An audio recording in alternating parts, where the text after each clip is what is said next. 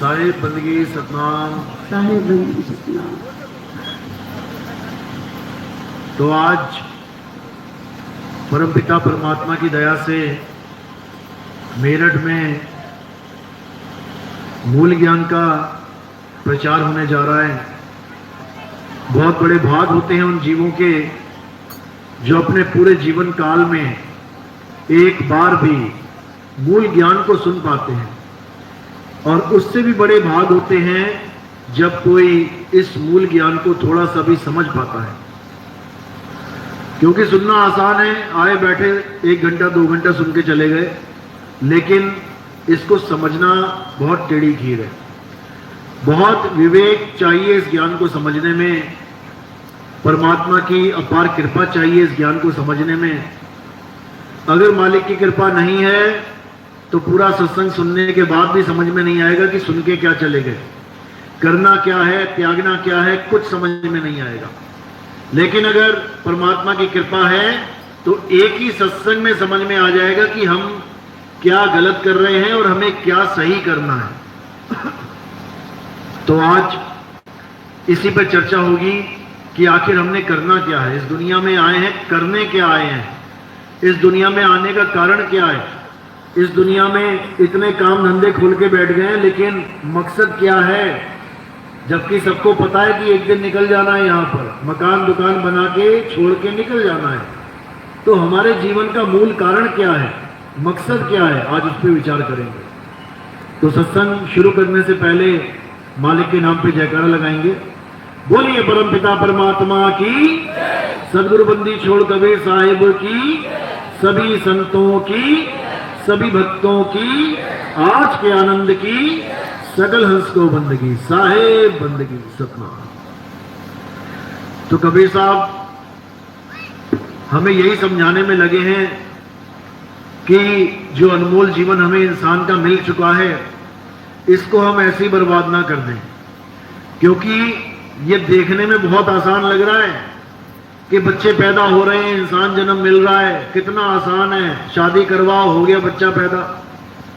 समझ लो, ये एक इंसान जन्म जो मिल रहा है उस बच्चे को, उससे पहले अगर आप देखोगे तो 1,84,00,000 भुगत के आया होगा वो। यानी 84 लाख बार कीड़े मकोड़े, सांप बिच्छू छिपकली, पशु पक्षी, घोड़े घड़ियाल, पता नहीं क्या क्या बनके फिर एक जन्म उसको इंसान का मिला है। और अगर ये एक जन्म ऐसे ही बर्बाद हो गया बिना ये जाने कि हम करने क्या आए हैं इस जन्म में, तो समझ लो दोबारा वापस 84 में जाने की तैयारी कर लो। तो साहिब समझा रहे हैं, 1,84,00,000 भुगत के और पौपे अटके आए, अब की पासा ना पड़ा तो फिर 84 जाए। रास्ता बिल्कुल खुला हुआ है 84 का, और जाना सबको पड़ेगा, एक भी ऐसा नहीं है जो बचेगा, क्योंकि आए भी वहीं से हैं। तो अब करना क्या है, अब इसको अच्छे से समझ लो कि आखिर हमें इंसान जन्म मिला है तो मिला क्यों है।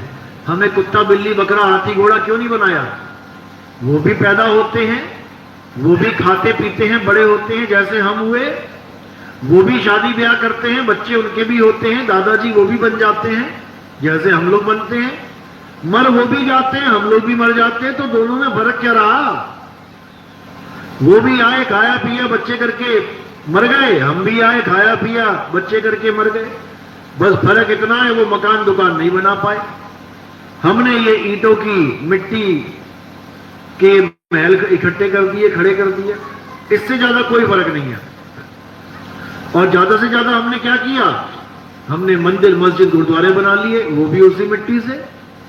जो अपने घर की मिट्टी, जो अपने घर का ईंट था, जो अपने घर के सरिये लगे थे, वही एक भगवान का घर भी बना दिया उसी से, अपने मन की तसल्ली के लिए कि ठीक है हमने भगवान का घर बना दिया, पूजा करेंगे, पाठ करेंगे, हवन करेंगे, यज्ञ करेंगे।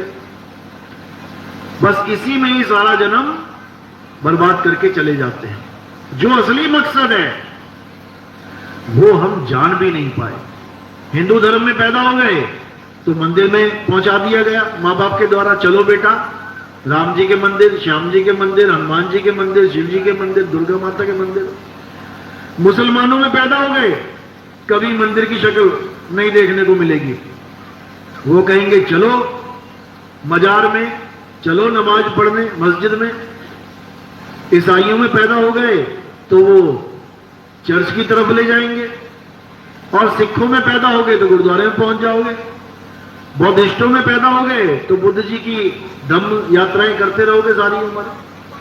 सबके सब देखने में भले अलग लग रहे हैं, लेकिन काम एक ही कर रहे हैं, काम एक ही कर रहे हैं। अपने ही द्वारा बनाए गए ईंट पत्थरों की पूजा कर रहे हैं, अपने ही द्वारा बनाए गए मंदिर मस्जिद गुरुद्वारों की पूजा कर रहे हैं, अपने ही द्वारा बनाए गए 52 अक्षरों के नाम जप रहे हैं, आरतियां गा रहे हैं, अरदास कर रहे हैं, प्रेयर कर रहे हैं, नमाज पढ़ रहे हैं। सब के सब इन अक्षरों में उलझे पड़े हैं। देखने में लग रहा है कि हम सब अलग अलग हैं, लेकिन जब गहराई में आओगे तो एक ही चीज में अटके पड़े हैं सारे, बस उसके रूप बदल दिए गए।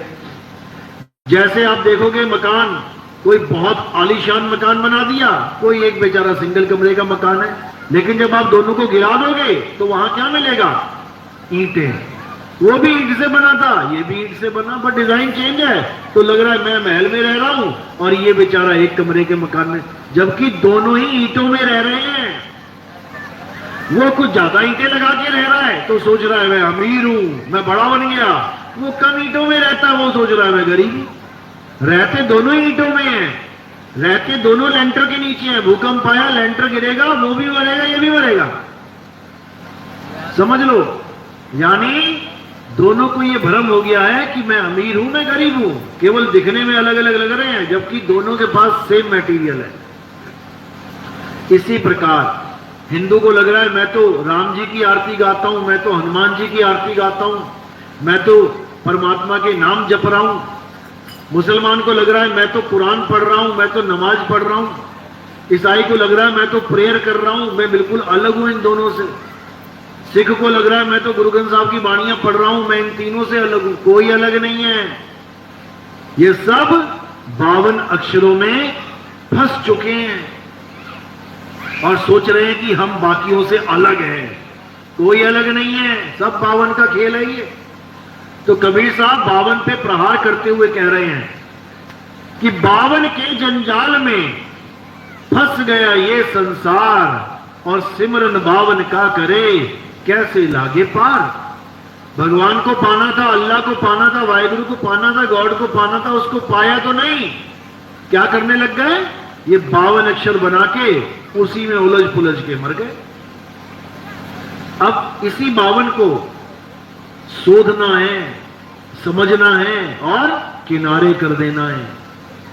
कबीर साहब समझा रहे हैं 52 अक्षर लोक त्रय, सब कुछ इन्हीं माही, और ये अक्षर खिर जाएंगे, वो अक्षर इनमें नाही।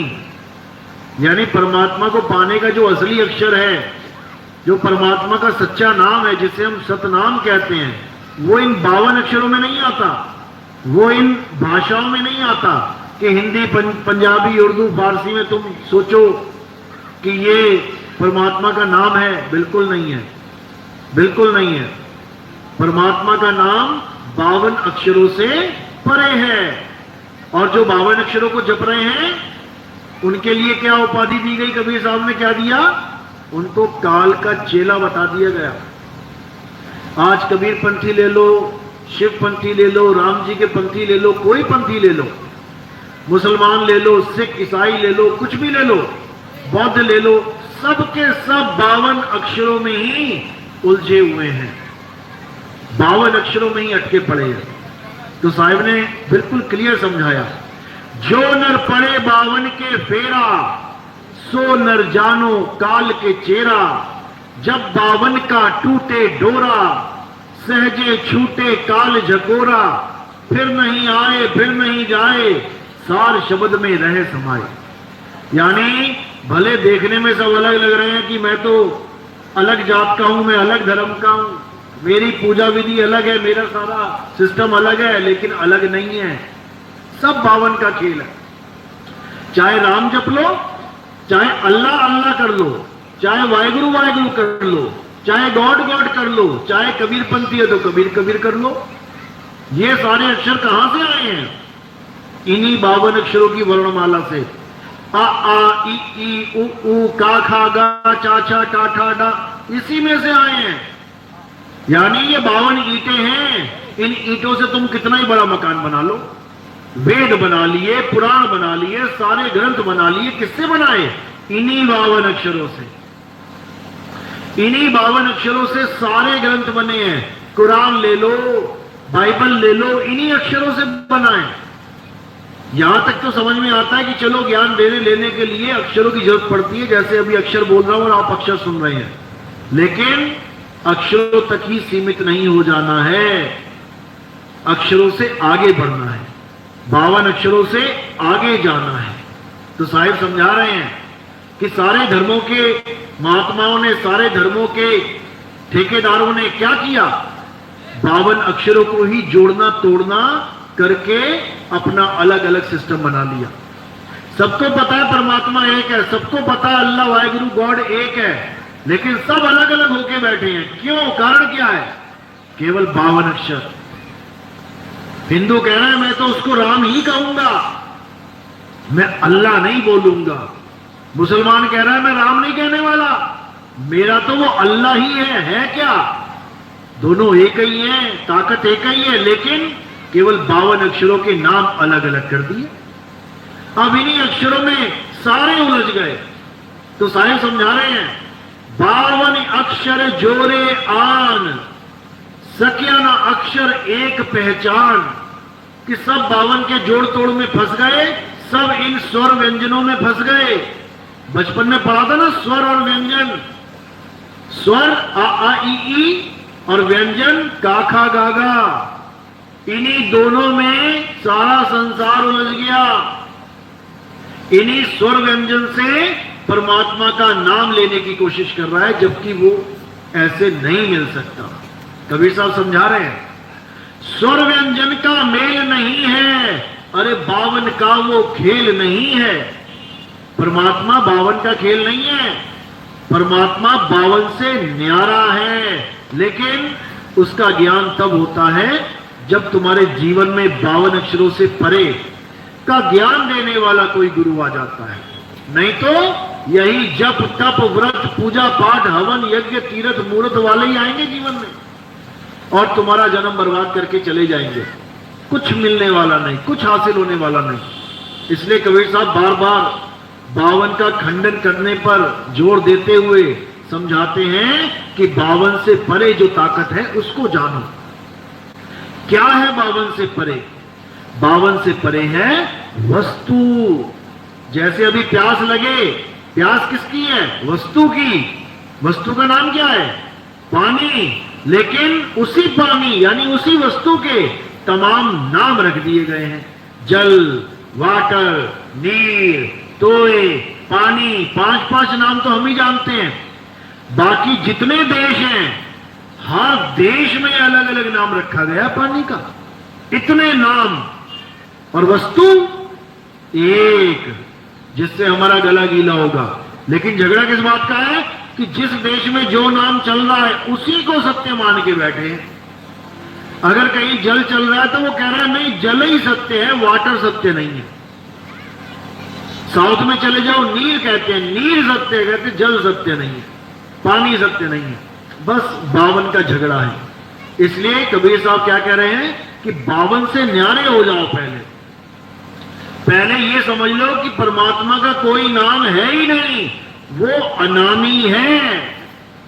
पानी का कोई नाम नहीं है, ये तो हमने रख दिया। जानवर आज भी बिना पानी का नाम जाने उससे लाभ प्राप्त कर रहे हैं। अभी चिड़िया को प्यास लगे, उसको इससे फर्क नहीं पड़ता कि तुम इसे पानी बोल रहे हो, तुम इसे जल बोल रहे हो या वाटर बोल रहे हो, उसको इससे मतलब ही कोई नहीं है। उसको जैसे ही प्यास लगी सीधे पहुंच गई मटके पे, सीधे पहुंच गई तालाब में, सीधे पहुंच गई नहर पे, क्योंकि उसे पता है ये पानी और मेरा गला सूखा हुआ है। चिड़िया को इतनी समझ है कि मैं वस्तु के द्वारा ही अपना गला गीला कर रही हूं, वस्तु ही मेन है, भले मुझे उसका नाम ना पता हो। लेकिन इंसान इतनी मोटी बुद्धि हो चुका है कि ये नामों में उलझ गया। इसको वस्तु से मतलब नहीं है, इसको वस्तु का ना तो ज्ञान है, ना ही चाह है, ना ही तड़प है वस्तु की। यानी इसको परमात्मा की तड़प नहीं है, ये उसके नाम में ही संतुष्ट होकर बैठ गया कि भाई मैं तो गुरु जी से नाम ले आया। क्या नाम दिया? राम राम दिया जपने को। अरे वो तो बिना गुरु के पास गए, तुझे पता था कि राम भी एक नाम है, जपना पड़ता है। बिना गुरु के पास गए तुझे ये भी पता था कि राधे राधे एक नाम है। गुरु के पास जाने की जरूरत क्यों पड़ गई? गुरु के पास तब जाते हैं जब हमें वो ज्ञान प्राप्त करना होता है जो ज्ञान हमें नहीं है। ये नामों का ज्ञान, कहो गुरु जी से ज्यादा नाम तुम्हें याद हो, समझ लो ये नामों की ही मार्केट लगी है, नामों का ही बाजार लगा हुआ है। टीवी में, यूट्यूब पे, कहीं भी चले जाओ, तुम्हें हर गुरु मिलेगा नाम का व्यापार करने वाला, नाम देने वाला। ये नाम देने वाले जितने गुरु हैं, ये तुम्हें जपी बना देंगे। जपी तपी सन्यासी बाहर आई पड़ी है इन लोगों की। ये सतगुरु नहीं है भाई। सतगुरु वो होता है जो तुम्हें नामों से छुड़वा दे। राम को पाना है, राम राम जपना छोड़ दे, तभी तो पाएगा उसे। जैसे पानी को पाना है, पानी जपना छोड़, और पानी प्राप्त कर कहां रखा है? मटके में है, सुराही में है, घड़े में है, कहां पे है? कुएं में है, नहर में है, नदी में है, कहां पे है? जपना छोड़ और वस्तु तक पहुंच। अल्लाह को पाना चाहता है तो अल्लाह अल्लाह करना छोड़ पहले, तब अल्लाह तक पहुंचेगा। उसको वहां तक पहुंचने का एक तरीका है, जरिया है, जिसको हम भक्ति विधि कहते हैं। भक्ति विधि, भक्ति विधि का मतलब होता है कि हम ऐसा क्या करें जिससे हमें परमात्मा का अनुभव हो जाए। हम ऐसा क्या करें कि हमारे गले की प्यास खत्म हो जाए। तो उस क्रिया को पानी पीना कहते हैं, पानी का नाम जपना नहीं। अगर पानी का नाम जप रहे हो तो सारी उम्र जपते ही रह जाओगे और पानी मिलने वाला नहीं। इसीलिए साहिब समझा रहे हैं कि वस्तु को पकड़, नाम को छोड़। नाम ही बंधन में डालेगा और वस्तु बंधन से मुक्त करेगी। तो साहिब समझा रहे हैं वस्तु कहीं और ढूंढे कहीं, अरे कैसे लागे हाथ, गुप्त वस्तु तब मिले, भेदी लीजिए साथ। भेदी लीना साथ में दीनी वस्तु लखाए, और कोटि जन्म का पंथ था फल में पहुंचा जाए। यानी अगर राम को पाना है, अल्लाह को पाना है, वाहिगुरु को पाना है, गॉड को पाना है, तो समझ लो कि पहले ये एक है, ये 2 3 4 नहीं है। इस चीज को दिमाग से निकाल दो कि ये सब अलग अलग है, ये सब एक है, क्योंकि हर ग्रंथ में इसकी गवाही है। कुरान में लिखा है अल्लाह ने सूरज बनाया, कुरान में लिखा है कि भगवान ने सूरज बनाया, गुरु ग्रंथ साहब में लिखा है वाहिगुरु ने सूरज बनाया, बाइबल में लिखा है गॉड ने सूरज बनाया। अगर ये 4 लोग अलग अलग होते तो तुम्हारे सिर के ऊपर 4 सूरज होते। एक अल्लाह ने बनाया होता, एक गॉड ने, एक वाहिगुरु ने, एक राम ने। लेकिन ऐसा नहीं है, तुम्हारे सामने एक सूरज है, एक चांद है, एक धरती है। इसका मतलब वो चारों ग्रंथ एक की ही महिमा गा रहे हैं, लेकिन हम उसको समझ नहीं पा रहे हैं। तो अब क्या करना है? अब दुविधा में से निकलना है और उस एक को जानना है जिसने सबका निर्माण किया है, जो सबका जनक है। उसको जानेंगे तो अपने आप सारा खेल समझ में आ जाएगा। तो उसको जानना कैसे है? वो रहता कहां है? वो किसी मंदिर, मस्जिद, गुरुद्वारे, चर्च में नहीं रहता। समझ लो, जो अपने लिए पूरी दुनिया बना सकता है, कहता है भगवान ने दुनिया बनाई है, तो वो अपने लिए एक मंदिर नहीं बना पाया। जो पूरी कायनात को बना के बैठा है, वो अपने लिए मस्जिद नहीं बना पाया। जो पूरे संसार को बना लिया, अपने लिए गुरुद्वारा नहीं बना पाया। ये सब इंसान बना रहे हैं। इंसान ही ये सब कुछ बना रहा है। भगवान को कभी मंदिर, मस्जिद, गुरुद्वारे की जरूरत ही नहीं थी। अगर भगवान राम को मंदिर की जरूरत होती तो वो सबसे पहला ऑर्डर किसको देते? मंदिर बनाने का हनुमान जी को देते। त्रेता युग में ही ऐसा भव्य मंदिर बन गया होता कि ये मुगल सारी उम्र पत्थर तोड़ते रहते तब भी मंदिर ना टूटता, ऐसा भव्य मंदिर बना के जाते। लेकिन हनुमान जी ने नहीं बनाया। किसने बनाया? इंसान जी ने। जब इंसान ने बनाया तो क्या हुआ? मुगल आए, उनका मंदिर तोड़ के मस्जिद बना दी। करते रहो झगड़े, क्योंकि यही होता है और होता रहेगा। जिस राजा का शासन होता है, मंदिर तोड़ के मस्जिद बना देंगे, आगे कोई और हो गया मस्जिद तोड़ के चर्च बना देंगे, आगे कोई और आ गया कुछ और बना देंगे। तो ये सब इंसानी करामात है, इसमें परमात्मा का कोई रोल नहीं है, याद रखो। कोई रोल नहीं है परमात्मा का। परमात्मा ने जो मंदिर बनाया है वो मंदिर इंसानों के द्वारा बनाया हुआ मंदिर वैसा नहीं है। परमात्मा ने जो मंदिर बनाया है वो चलता फिरता मंदिर है। इस देह को ही मंदिर बोला गया है और इसी में परमात्मा का वास है। लेकिन हम उसको ढूंढ नहीं पाते क्योंकि हमें उसका एड्रेस ही नहीं पता। शहर में आपको पता है मेरा लड़का दिल्ली में रहता है लेकिन एड्रेस नहीं पता, ढूंढते रहो सारी उम्र। इतनी बड़ी दिल्ली है, कहां पहुंचोगे? तो इसी प्रकार परमात्मा कहां है हमें यही नहीं पता है, इसीलिए वो हमें मिलता नहीं है। तो हमें ये जितने अधूरे गुरु हैं ये हमारा शिकार कर लेते हैं, समझ लो। तो अब हमें क्या जानना है कि हमारा मालिक रहता कहां है। अगर हमें इतनी बात समझ में आ गई कि वो कहां रहता है तो पक्का इसी जन्म में मिल जाएगा। तो कहां रहता है परमात्मा? उस जगह का क्या नाम है? उसका नाम है आत्मा। परमात्मा हमारी आत्मा में रहता है। हम चल रहे हैं, खा रहे हैं, पी रहे हैं, बोल रहे हैं, बातें कर रहे हैं, किसकी वजह से? आत्मा की वजह से। अगर आत्मा ना हो तो ये शरीर उठ नहीं सकता, चल नहीं सकता। इस शरीर की हैसियत नहीं कि एक उंगली हिला सके। इसीलिए कहते हैं परमात्मा के बिना मर्जी के पत्ता नहीं हिलता। इसीलिए कहते हैं तो जो भी है वो तुम्हारी आत्मा में है। अब तुम्हें केवल अपनी आत्मा का ज्ञान चाहिए। बाकी ज्ञान तुमने खूब देख लिया, मंदिर देख लिए, मस्जिद देख ली, गुरुद्वारे देख लिए, तंत्र मंत्र साधनाएं देख ली। अभी तक जो तुम्हें ज्ञान नहीं मिला है वो आत्म ज्ञान है। बाकी सारा ज्ञान हो गया आपको, सब कुछ करके देख लिया। सतयुग से लेके कलयुग तक बहुत कुछ देखा। सतयुग में पूजा पाठ हवन यज्ञ किए, बहुत कुछ मंत्र जपे, सब कुछ किया। तो सतयुग में मुक्ति हो जानी चाहिए थी, लेकिन नहीं हुई। वापस त्रेता में आ गए। त्रेता में नाम जपा, हवन यज्ञ पूजा पाठ सब कुछ किया, हमें मुक्ति हो जानी चाहिए थी, लेकिन नहीं हुई। वापस द्वापर में आ गए। द्वापर में भी वही कुछ किया, हवन यज्ञ पूजा पाठ सब कुछ किया। द्वापर में भी मुक्ति हो जानी चाहिए थी, लेकिन वहां पर भी नहीं हुई। वापस घूम के फिर कलयुग में आ गए। और अगर आज भी वही काम किया जो सतयुग द्वापर त्रेता में करते आए हैं तो समझ लो दोबारा वापस आने की तैयारी करना। मुक्ति नाम को भूल जाना, मुक्ति क्या होती है। तो इसीलिए अब वो करना है जो कभी नहीं किया, और वो त्यागना है जो सदा से करते आए। बस इतना सा समझ लो। जो करते आए हैं उसको छोड़ दो, और जो कभी नहीं किया, क्या नहीं किया? आत्मा को नहीं जाना, उसको पकड़ लो। यही अर्जुन को समझा रहे हैं कृष्ण जी।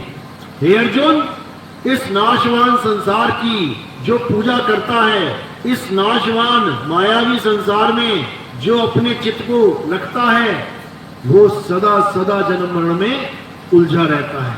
हे अर्जुन, जो अविनाशी आत्मा का ध्यान धरता है, जो अविनाशी आत्मा में रमण करता है, जो अपनी आत्मा में तृप्त है, जो अपनी आत्मा में संतुष्ट है, उसके लिए कोई धार्मिक कर्म कर्तव्य लागू नहीं होता। उसको किसी पूजा पाठ की जरूरत नहीं है, उसको किसी मंदिर मस्जिद गुरुद्वारे जाने की जरूरत नहीं है, उसको कुछ करने की जरूरत ही नहीं है। क्यों? क्योंकि जो वो सब करने के बाद प्राप्त करना चाहता है वो यहां सहज में ही मिल जाता है। यानी हजारों साल नाम जपेगा, तपस्या करेगा, पूछो क्यों?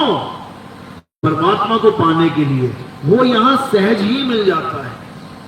कोई कहे मैंने इतने अनुष्ठान किए, इतने यज्ञ करिए, क्यों? परमात्मा को पाने के लिए। वो यहां बिना यज्ञ किए ही मिल जाता है। यहां बिना कुछ किए ही सब कुछ मिल जाता है, लेकिन कब?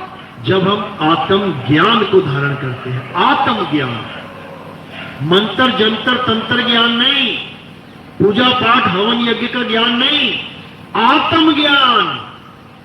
आत्म ज्ञान मतलब हम अपने आप को जान लें। जैसे कहते हैं आत्म कथा, आपको कोई कहे अपनी आत्म कथा लिखो, तो आप क्या लिखोगे? अपने बारे में लिखोगे। आपको दूसरे से कोई मतलब ही नहीं है, कोई क्या कर रहा है क्या नहीं कर रहा है, कुछ नहीं लिखना। इसी प्रकार आत्महत्या, अपनी हत्या करनी है तब आत्महत्या कहलाएगी, किसी और को गोली मारोगे नहीं कहलाएगी। आत्मरक्षा, खुद की रक्षा करनी है, किसी और की रक्षा करोगे आत्मरक्षा नहीं कहलाएगी। आत्मनिर्भर, खुद पे निर्भर रहना है, किसी और पे निर्भर हो जाओगे आत्मनिर्भर नहीं कहलाओगे। इसी प्रकार आत्म ज्ञान, अपना ज्ञान प्राप्त करना है। मैं क्या हूं, इस काया को मैं कैसे चला रहा हूं, ये हड्डी मांस चिथड़े लोटड़े खून पसीना ये कैसे चल रहा है, कैसे शरीर खा रहा है पचा रहा है, किसकी ताकत से? आत्मा की ताकत से। आत्मा का नाम सुना है सबने? सब अपनी अपनी आत्मा लेके आए हो, किसी की घर में रह गई हो, सब लेके आए हो अपनी अपनी आत्मा, किसी की घर में नहीं रह सकती। आते आते अगर शरीर को आत्मा छोड़ देती ना और वहीं गिर जाते, यहां पहुंच ही ना पाते। तो ये प्रूफ है कि हमारी आत्मा हमारे बिल्कुल पास है, लेकिन बस हमें उसका एहसास नहीं है कि आत्मा है क्या चीज। अब इस आत्मा का एहसास नहीं होता तो फिर हम किसी और चक्कर में पड़ जाते हैं।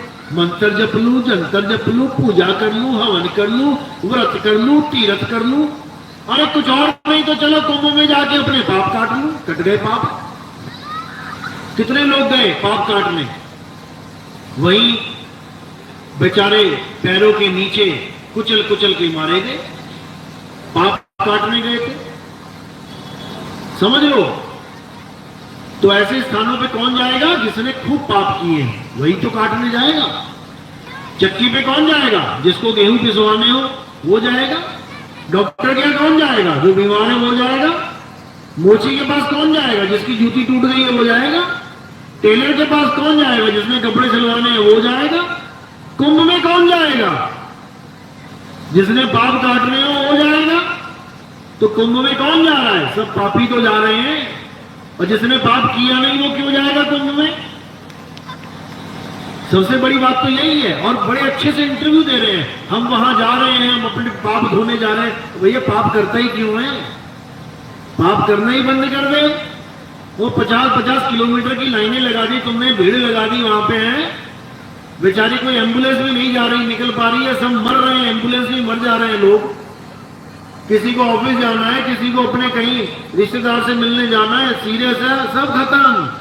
20-20, 24-24 घंटे सड़कों पे खड़े रहो, वहीं कट रहे हैं पाप। गंगा में जाने की जरूरत भी नहीं है, वहीं सड़क पे खड़े खड़े पाप कट रहे हैं। तो ये सब अज्ञानता है भाई, ये सब अज्ञानता है। ऐसा कोई पाप नहीं जो गंगा में कट जाए। अगर गंगा में पाप कट जाते तो आओ चोरी करो, मारो छलांग, गंगा में बाहर आ जाओ। कत्ल करो, मारो छलांग, गंगा में पाप काट के बाहर आ जाओ। फिर ये जेलें क्यों बनी हुई हैं? फिर काहे के लिए जज बने हुए तुम्हारे पापों की सजा देने के लिए? जब गंगा ने पाप काटने हैं तो बढ़िया है। तो ऐसा कुछ नहीं होता, ये सब अज्ञान है, इसमें नहीं उलझना है। ज्ञानों में ज्ञान एक ही ज्ञान है और वो है आत्म ज्ञान। कबीर साहब समझा रहे हैं, जल में मीन प्यासी मोहे देखते आवे हांसी, आत्म ज्ञान बिना नर भटके, कभी काबा कभी काशी। कह रहे भटकने जा रहे हैं लोग वहां पे। मुसलमान काबा में जा रहा है, हिंदू काशी में भाग रहा है, और खुदा कहां है? राम कहां है? वो तेरी आत्मा में बसा, आत्मा में बसा है वो। खुदा का नाम खुदा इसलिए रखा है, पहले खुद में आ, तब मिलेगा खुदा। राम का नाम राम इसलिए लिखा है क्योंकि वो रमता राम है, वो तुझ में मुझ में रमा हुआ है।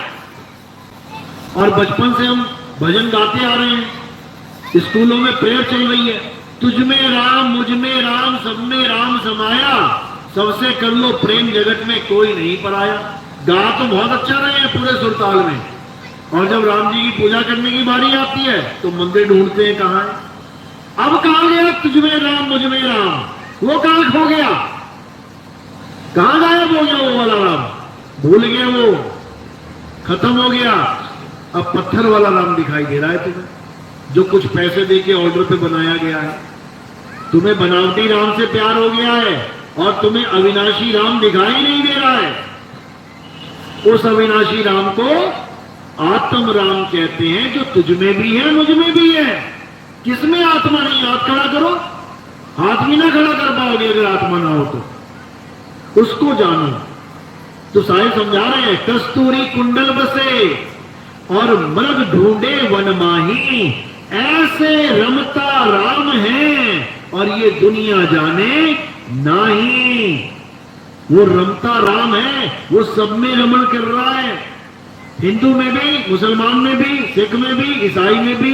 लेकिन ये चारों धर्म अपने अपने राम को बड़ा करने में लगे हैं। क्यों? क्योंकि इनको पता ही नहीं ये राम है क्या। ये एक दूसरे से लड़ने में लगे हैं, बोल अल्लाहू अकबर, अल्लाह सबसे बड़ा है। वो कह रहे बोल राम सबसे बड़ा है, राम की जय, जय श्री राम। ये झगड़ा कभी खत्म नहीं होगा मेरे भाई, ये कभी खत्म नहीं होगा। झगड़ा खत्म करना है तो एक ही लाइन बोल दो। अगर तुम सोचते हो कि ये दुनिया परमात्मा ने, अल्लाह ने, वाहिगुरु बनाई है, तो एक लाइन बोल दो, दुनिया बनाने वाले की जय। बताओ किसको खलेगी? हर इंसान सहमत हो जाएगा, चाहे मुसलमान, चाहे वाहिगुरु वाला, चाहे गॉड वाला, चाहे राम वाला। लेकिन तुम उस ताकत की जय नहीं करना चाहते, तुम अपना नाम फिट करना चाहते हो कि राम जी की जय, अल्लाह की जय, नहीं वाहिगुरु की जय, नहीं गॉड की जय। नाम फिट करोगे तो लठ बजेंगे। ये जितने झगड़े हो रहे हैं ये नामों के झगड़े हैं, समझ लो। नाम के झगड़े हैं। इस झगड़े में ना तो कभी अल्लाह आया, ना कभी राम आया झगड़ा खत्म करवाने, कभी नहीं आएगा वो। क्योंकि वो है ही एक पिता, एक कसके हम बालक। हम सबका एक पिता है, हम सब उसके बच्चे हैं, लेकिन हमने अपने पिताजी के नाम रख दिए। एक ने रख दिया अब्बू, एक ने रख दिया डैडी, एक ने रख दिया पापा, एक ने रख दिया पिताजी।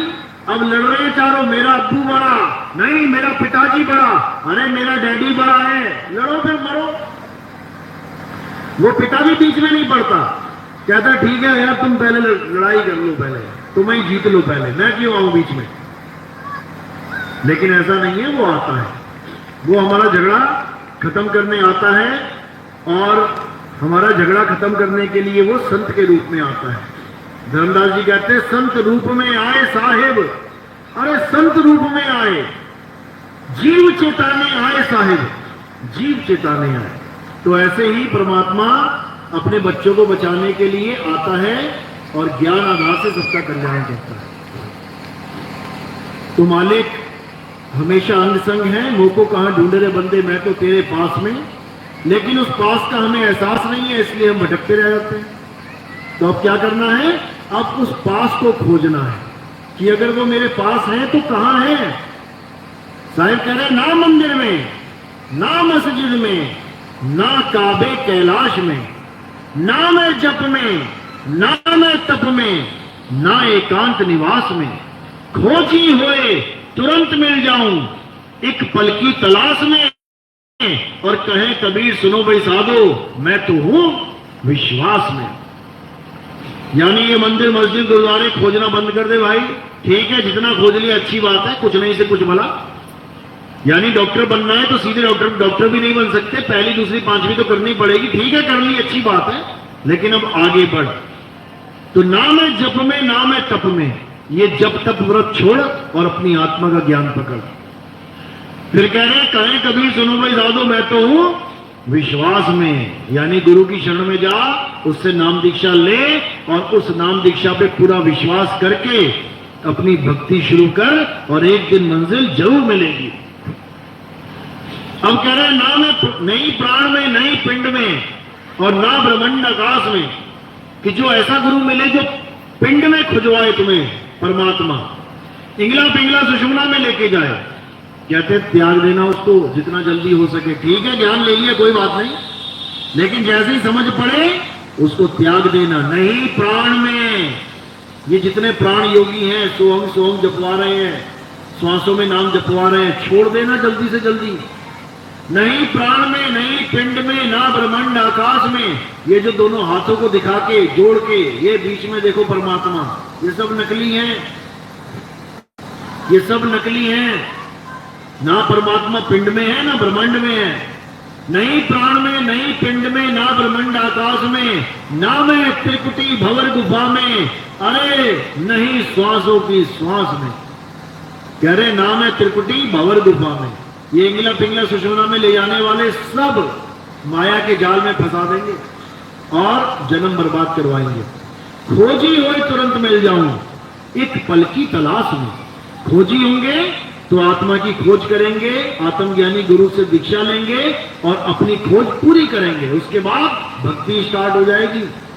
खोज खत्म, भक्ति स्टार्ट। तो इसी को साहिब समझा रहे हैं कि मोको कहां ढूंढे रे बंदे, मैं तो तेरे पास में। अब उसको जानना है जो हमारे पास है, और जो दूर है उसको दूर ही रहने दो, खत्म करो उसे। यानी एक कदम चलने की भी देर नहीं है, दूरी नहीं है, जो कुछ है पास में, उस पास को जाओ। हनुमान जी ने संकेत दिया अपना सीना फाड़ के कि मेरा राम मुझ में है, उसको जानो, लेकिन हम संकेत समझ नहीं पाए और हमने गांव गांव में मंदिर बना दिए राम जी के। इतने मंदिर बने राम जी के, फिर भी संतुष्टि नहीं हो रही है कि नहीं वहीं पे बनना चाहिए एक मंदिर, वरना रामलला टाट के नीचे है, तरपाल के नीचे सो रहे हैं। ऐसा कुछ नहीं है, रामलला अपने घर बैठे हैं और उनका घर कहाँ है?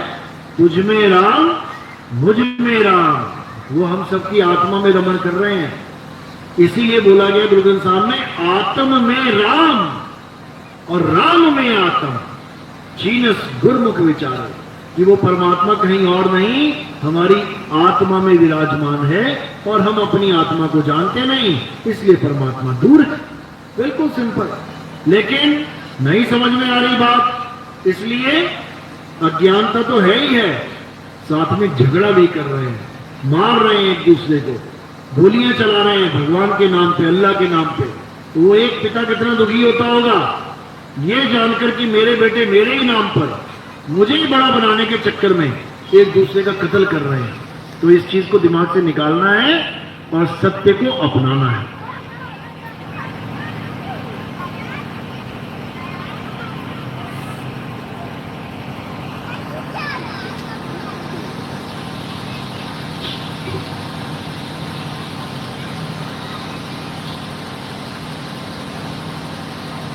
तो इसी को अच्छे से समझना है और विवेक के द्वारा आगे का रास्ता तय करना है। अब धर्मों से ऊपर उठ के, जो हमारे मैन मेड धर्म है उनसे ऊपर उठ के जो सेल्फ मेड धर्म है, जो सदा सदा से एक है, उसको जानना है। और वो क्या है? सत्य सनातन धर्म। जो बनावटी धर्म है वो कौन से हैं? जो इंसानों के द्वारा बनाए गए हैं, जो इंसानों के द्वारा चलाए गए हैं, वो सब बनावटी धर्म है। और जो असली धर्म है वो क्या है? वो सत्य सनातन धर्म है, जिसको किसी ने नहीं बनाया, जो स्वयं से है, जिसका आदि और अंत नहीं है, जिसके बनने और बिगड़ने की तारीख नहीं है, उस धर्म को जानना है। और वो धर्म आत्मा है, आत्मा ही हमारा धर्म है। इसी को गीता में अध्याय 2 24वां श्लोक बिल्कुल क्लियर करके समझाया कि आखिर ये सनातन सनातन सनातन कर तो रहे हैं, सनातन है क्या? तो बिल्कुल क्लियर लिखा उसमें, हे अर्जुन, ये आत्मा अजन्मा है, नित्य है, अछेद्य है, इसमें कोई छेद नहीं कर सकता, इसको कोई जला नहीं सकता। ये अशोष्य है, इसको कोई सुखा नहीं सकता। ये आत्मा पुरातन है, ये आत्मा ही सत्य सनातन है, ये अचल है, सदा स्थिर रहने वाला है, ये चलायमान नहीं है। यानी दो तरह की साधना चल रही है संसार में, एक चलायमान की और एक अचल की। जो चलता है अगर उसकी पूजा करोगे तो कभी सनातनी नहीं कहला पाओगे। जो अचल है, जो सदा स्थिर है, उसकी पूजा करोगे तो पक्का सनातनी कहलाओगे। लेकिन दुविधा यह है कि यहां सब चलने वालों की पूजा कर रहे हैं। राम जी चलते थे, हनुमान जी चलते थे, शंकर जी चलते थे, सब चल रहे हैं। उन्हीं की पूजा को सनातन बता दिया गया, जबकि ये बिल्कुल गलत है। सनातन क्या है? आत्म देव ही सनातन है। आत्मा कभी चलता नहीं है, वो अचल है। क्योंकि चलने वाली हर चीज समय के अधीन है। इतने बजे यहां है, इतने बजे वहां होगी, यानी समय के अधीन है। केवल एक आत्मा ही है जो समय था भी नहीं और समय खत्म ही हो जाएगा, तब भी वहीं की वहीं। लेकिन ये ज्ञान तब समझ में आता है जब हमें आत्मा का अनुभव हो जाता है। तब हमें पता लगता है कि हम उसके शिष्य हो गए हैं जो आवे न जावे, जन्मे नहीं मरे, सो निज पीव हमारा हो। वो है हमारा परमात्मा जो ना आता है ना जाता है। वो सदा एक रस अखंड अविनाशी, सदा हमेशा स्थिर अचल रहता है। गरीबदास जी महाराज समझा रहे हैं, सतगुरु के लक्षण कहूं अचल विहंगम चाल, और हम अमरापुर ले गए ज्ञान शब्द सरकार। कि सतगुरु कौन है उसके लक्षण बता देता हूं। वो तुम्हें चलती हुई चीजों की साधना नहीं करवाएगा कि सूरज चल रहा है, चांद चल रहा है तो उसकी पूजा करवाएगा। पीपल चल रहा है, देखो आज हरा है कल पीला हो जाएगा। तुलसी चल रही है, आज हरी है कल पीली हो जाएगी। इनकी साधना नहीं करवाएगा। वो सांप बिच्छू चूहे नहीं पुजवाएगा। वो क्या करवाएगा? वो केवल आत्मा में रमण करवाएगा।